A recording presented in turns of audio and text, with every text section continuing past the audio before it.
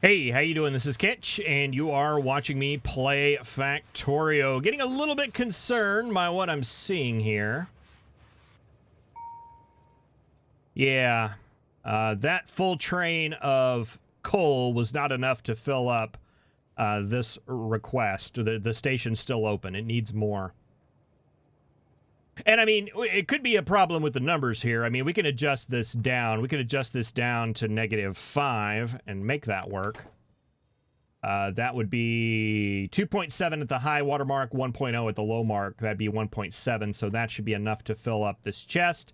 The problem being that we have this set for enough coal to run this guy right here for a minute, not both of them, or the 6 of them we may end up with by the end of the game.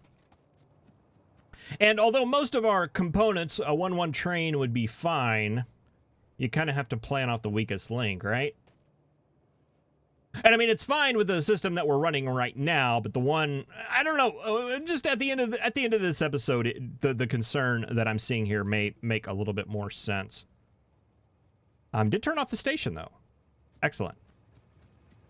All right, well, I'm going to hop in my train here and head up to the station we built in the last episode here. We will roll the intro, and we'll get to playing with some circuits again. See if we can't make something fun. Or disaster. One of the two. No, there's nothing wrong with the system. The system's fine. We just need to expand the system out in order to account for the expanding system. That's all. Yeah. No, it's going to work. Trust me.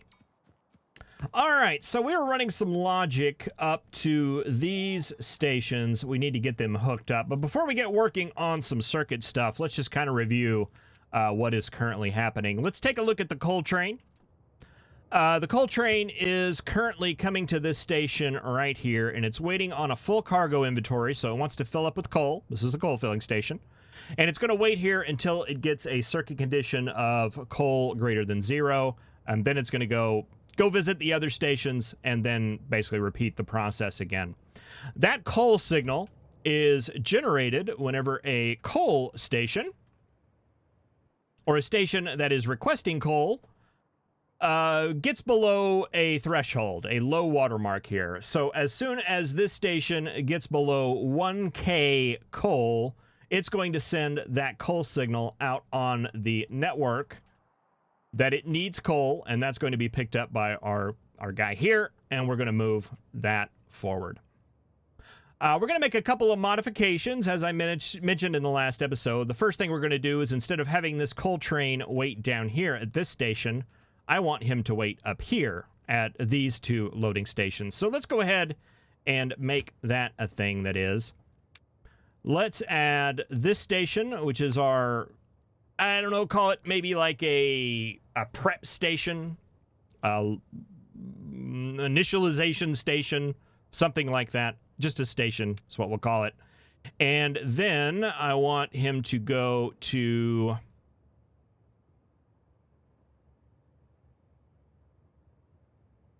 this, which is our launch station. Wait condition.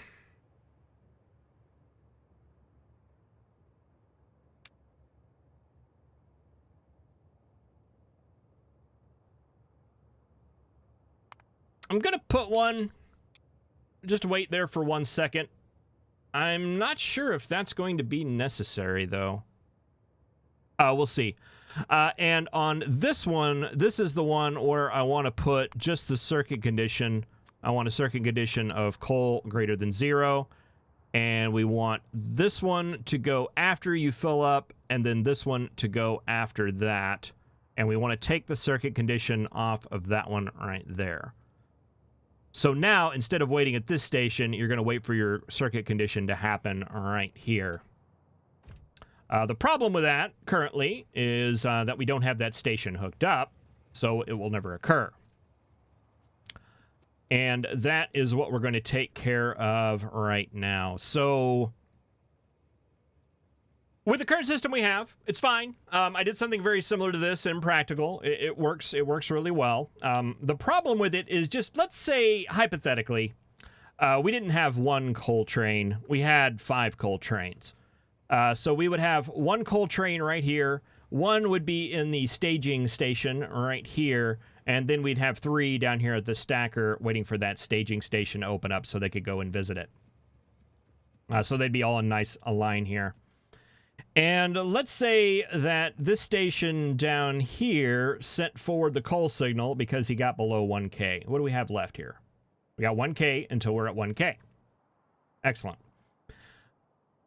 So that coal signal comes and goes up through here and all the way up here, and that gets to this train, and this train goes, yippee! I've got my coal signal. Here I go. Zoom. And then the next one comes up. And when the next one gets to this station right here, this first train is going to be, what, maybe about right here? Maybe right here, depending on how long it takes them to accelerate.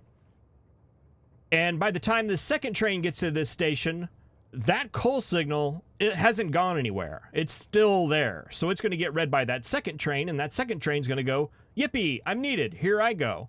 So now we have 2 trains out on the network to fulfill a request that could be filled by 1.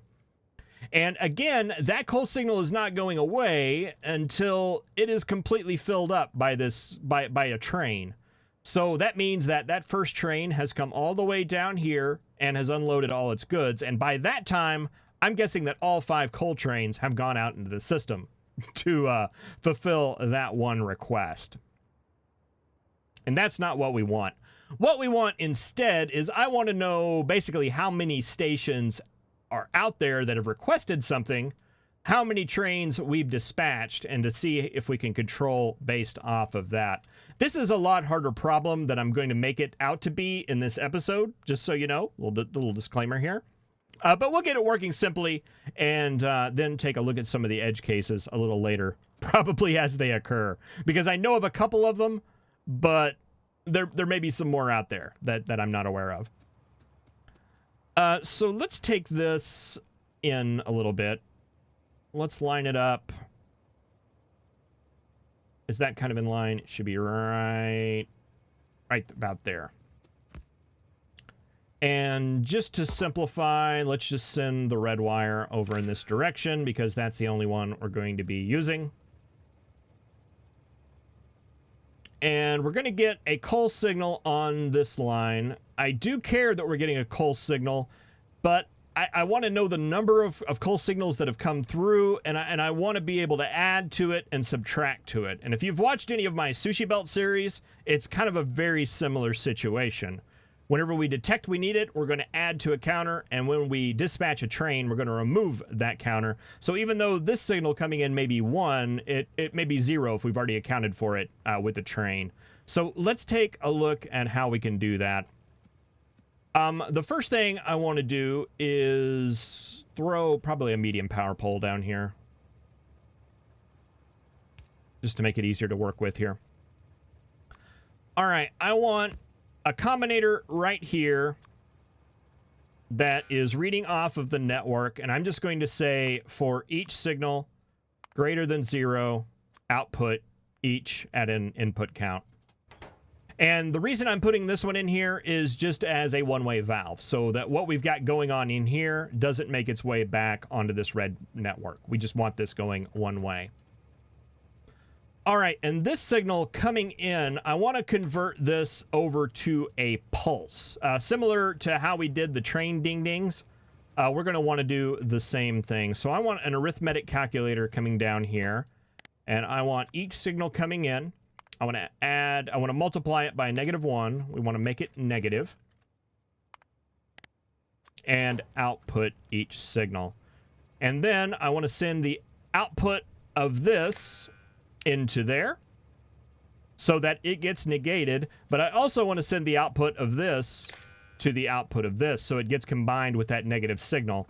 And again, as I mentioned in earlier episodes, the way this works is that there's a tick delay as it goes through that combinator where that negative signal isn't applied to this green wire right here, so it hasn't canceled out yet. So we get 1 tick, or that is basically our pulse coming through.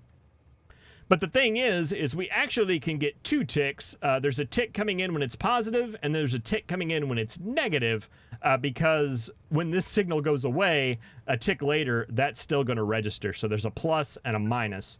So we're only going to be interested in whenever it gets added, not when it gets taken away from this network. So we're going to put another little filter on here that just says each signal coming in greater than 0. I want to output each on the input count, just in case 2 of them come in at the same time, even though I think that would be very rare. And we're going to send that into the back of this combinator so that we're filtering out the ones where the signals get taken away.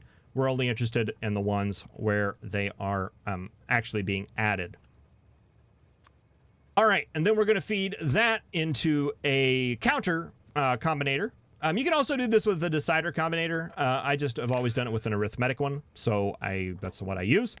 We're going to take each input, we're going to add 0 to it, and we are going to output it, making just a memory cell because we have the input wired to the output.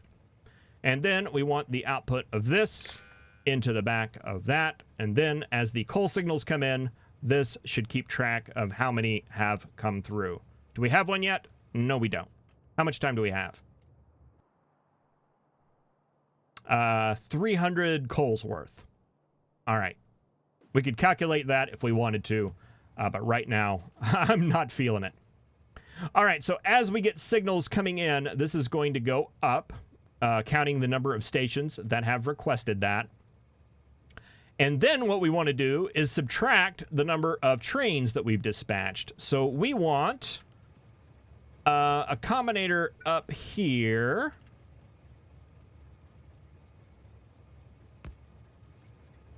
That is fed into the back of here. And let's go ahead and run some power poles heading up into that direction. Do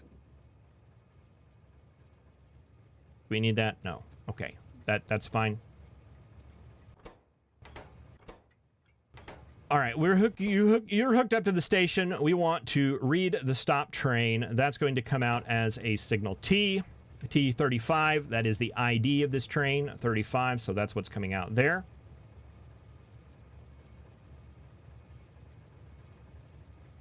But I think we want to filter that out. So we want to read the T signal coming in and output T. That's just to differentiate it from any other signal coming in from down here, basically on this counter.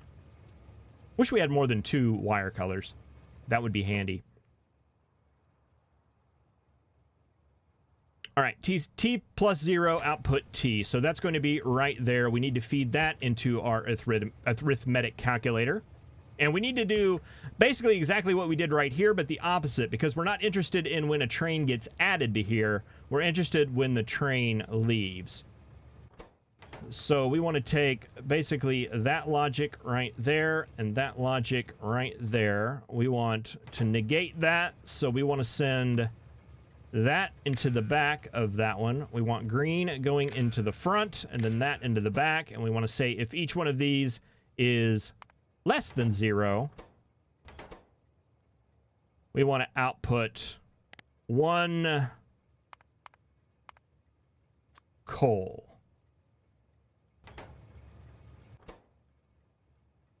Because we want to convert that to what we want to subtract from this combinator right here.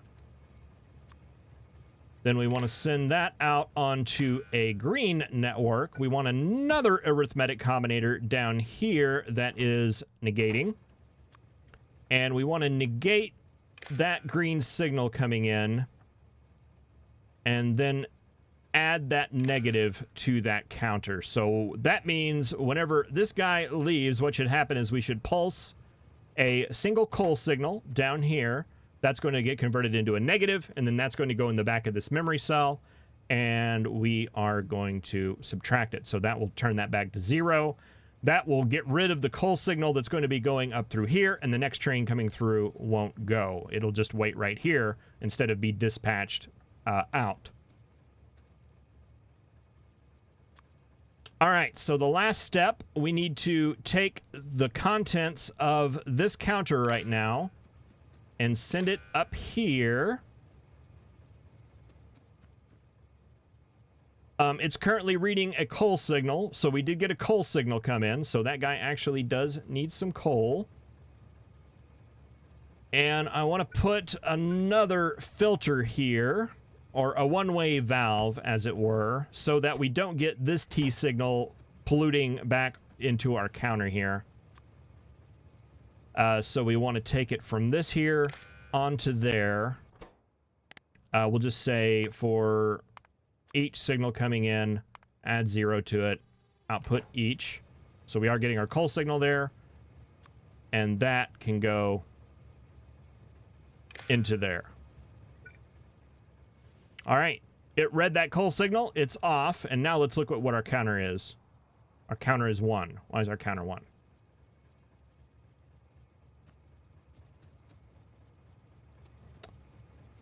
Something didn't get negated here. And greater than 0, that should be less than 0.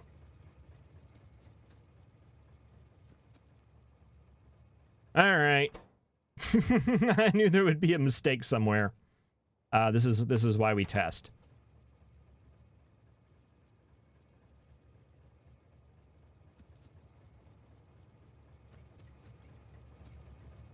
All right, let's just look over the logic here again. You're sending to the train. You are reading the stop train. That is correct. You are reading off the train signal. You are converting that train signal into a pulse. Because you're sending into the back there, and you're also combining with the output of that combinator. That's going into the back of there. And if it's less than 0, meaning that the train has left, we're going to output 1 coal. That's going to feed into the back of this combinator, get converted over to a negative signal, and then subtracted from that count. All right, that should be correct. What's our train up to? Okay, you're going back to be filled up. Do we have our coal signal? No, we don't. Let's go down and simulate this and see if we can make it happen for realsies.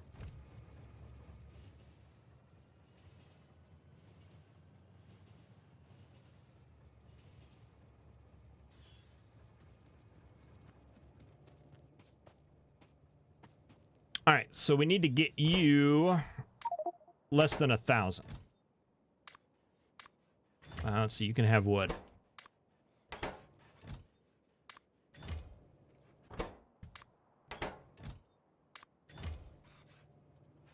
All right, we're almost there. That should do it, right? All right, that should have sent a pulse up there. Oh no, we don't have our radar, but we should be able to tell by if this train, it's going to stop here for a second, then it's going to go to the next one, and then it's going to move on. All right, that part of it works.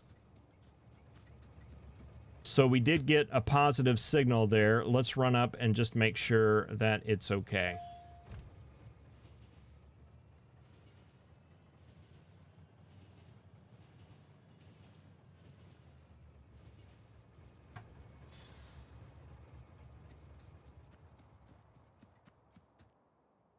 That should have a value of 0, and it does. Excellent.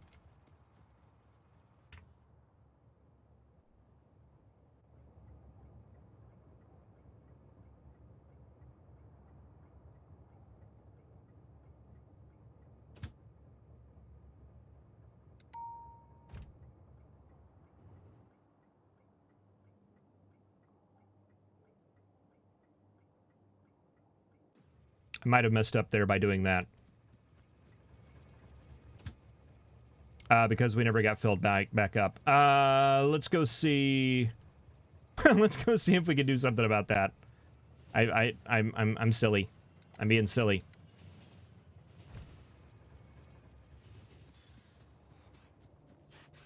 We need to fill that up with coal till it gets past the high water mark.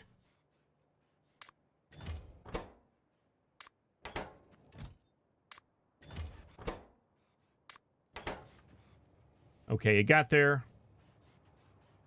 Oh, it got there quite a bit.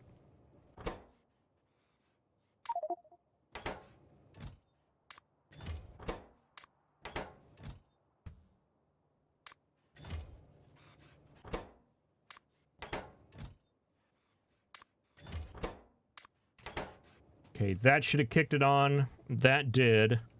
That should dispatch our train. And it did.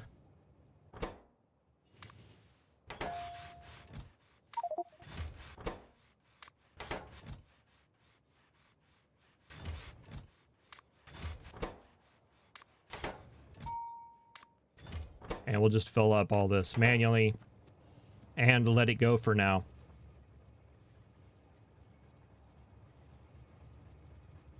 All right, I think that works. Again, my only concern is that if there's a bigger request in this chest than what one train can deliver, that train would come through and have an incomplete load. It would already be subtracted from the counter up there, but as it went out, it just wouldn't get counted. We would never get our count would be off. So we have to guarantee that one train can close off that station for this to work. At least a little bit effectively.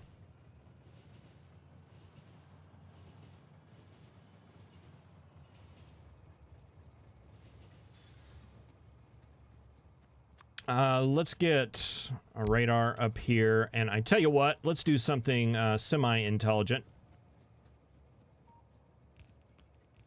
And let's throw a little defense up in this area as well.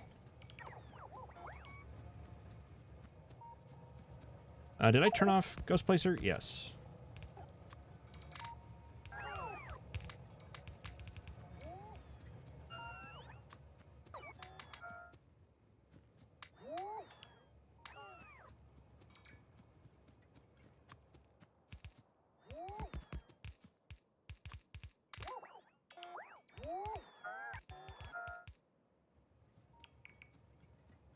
Well, defense, probably need to do something about this area up here while we're at it.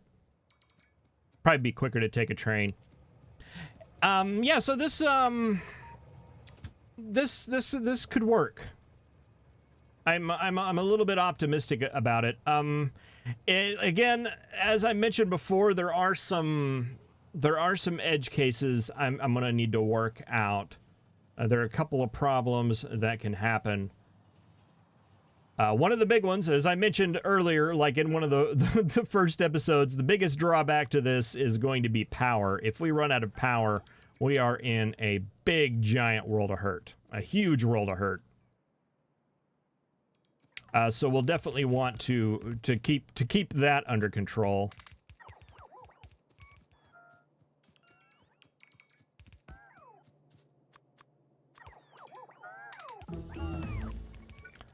Making sure our trains are the right size, that's going to be a big one. And, I mean, maybe it's not that big of a deal. Maybe we can just, maybe coal will be the exception to the rule, and we just have multiple coal stations. And just say, that's a reasonable limit. At that point, we have to add more. I don't know, we'll just have to see. I'll have to run some numbers on some of our other items that we're going to be making. Oh, yeah, we'll just put the regular in there, and we're out of wall. I don't suppose I could, like, handcraft. Not reasonably.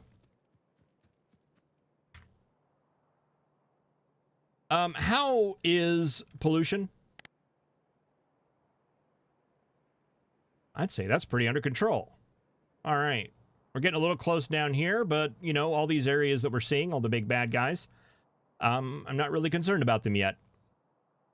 Neat. Then again, we haven't really started any large-scale production yet. All right, well, I think I'm going to go ahead and wrap this episode up here. Thank you very much for watching. I really appreciate it. I will see you in the next episode where we either start working on the base, or we find some problems with the circuit network, or we go through and convert it all over to a two-train system. I don't know. We'll see. Thank you for watching. See you next time.